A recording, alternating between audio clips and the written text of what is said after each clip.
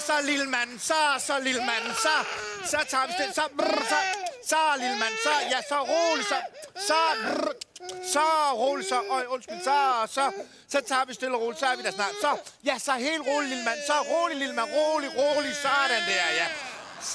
Så roligt, så.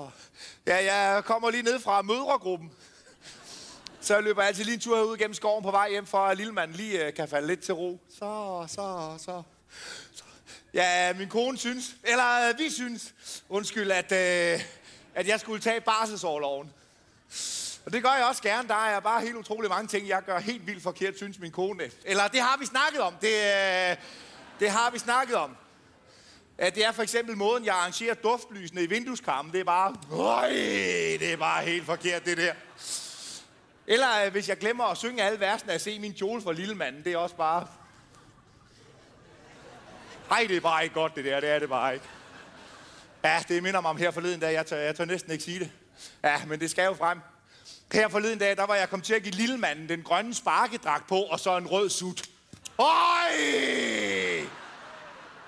Hvor blev hun sur! Claus, ville du måske tage en grøn skjorte på, hvis din hat var rød? Jamen, jeg har ikke engang nogen rød hat, sagde jeg så. Ja, det var efter hun var gået og havde smækket med døren, og jeg kan godt forstå hende, for jeg kan godt være svær. Jeg ved godt, jeg kan være utrolig svær, det ved jeg godt. Som jeg kan være svær, jeg kan være meget svær, det kan jeg godt. Og det er simpelthen fordi, jeg går rundt og fylder alt for meget med min maskuline energi. Det er helt utroligt, jeg ved det godt. Og derfor så har min kone, hun hedder Trine, hun har givet mig sådan nogle nullerbolde. Det er sådan set bare noget stof med nogle ris ind i, og så skal man altså have al sin maskuline energi ned i armene, og videre ud i hænderne, og så helt ud i boldene, og så ellers bare nul.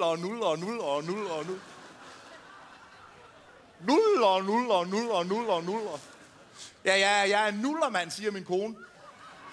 Men det er fordi, jeg er grå og blød og fuld af varm luft, og dukker altid frem under sofaen bedst, så man tror, man er sluppet af med mig.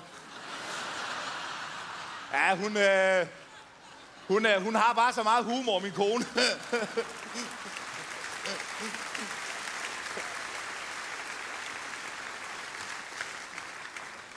Ja, jeg har ikke selv nogen humor, men det er fordi, at jeg er følelsesmæssigt uintelligent, siger min kone. Eller det har vi snakket om. Det har vi snakket om. Ja, min kone, hun siger tit til mig, at hvis hun havde vidst, at jeg var sådan en vatpik, så havde hun købt en pakke Tampax lige fra starten. Og jeg kan mærke, at I har lidt samme humor som min kone. Det er meget sjovt, men det har jeg ikke. Ja, jeg går bare rundt og fylder alt for meget. Ja, lige bortset fra i sengen, der fylder jeg simpelthen ikke nok. I sengen, der fylder jeg ikke nok. Min kone, hun plejer at joke med det, når vi er ude i byen. Så siger hun, Claus, kom herhen! Og så går jeg så derhen, og så peger hun på mig, og så siger hun til alle de andre gæster, ja, I kan jo nok se på Claus, at mit liv, det er jo ikke noget H.C. Andersen eventyr. Store Claus har ingen hjerne, og lille Claus lider af jernmangel. Og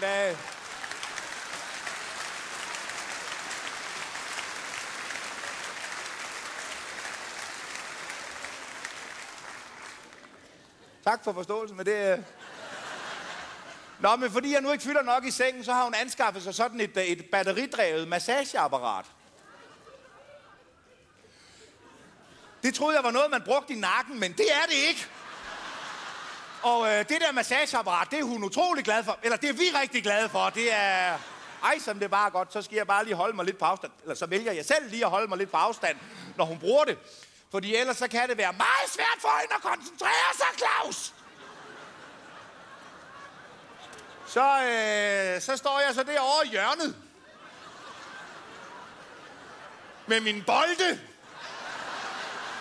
Og nuller og venter, og så pludselig så råber hun, nu, lille Claus, nu.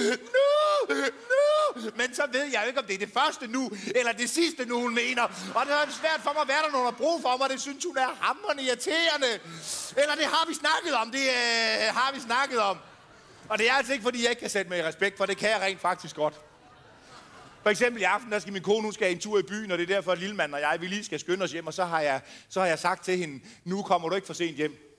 Så sagde hun, Claus, jeg kommer hjem, når det passer mig. Men så var det, jeg sagde, okay så. Men så heller ikke 1 sekund senere. Og så kan hun lære det. Og vi skal se at komme afsted. Sådan der. Hej. Er det din kone, der sidder der? Hej, så tag de her, min ven, så går det meget nemmere. Skal du se. Sådan der. Hej. Så, lille mand, så.